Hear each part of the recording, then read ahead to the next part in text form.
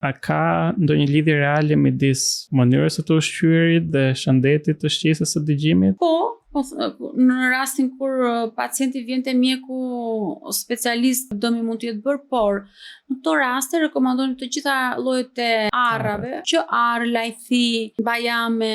Të gjitha këto llojet e arave kanë një lloj vaj të pangopur që e ushqen nervin e dëgjimit. Karrota që ka vitaminën A, peshku me vaj omega 3 me yndyrna të pangopura. Po këto në fakt janë ushqime që janë të mira, janë healthy dhe në përgjithësi. Po këto janë ushqimet që janë të parapëlqyera për nervin e dëgjimit, edhe në Japoni, në to vendet aziatike e kanë të pemën e ginkgo bilobës, këtë që thashë ne është industrializuar dhe vjen në formë kapsulash ose me pika.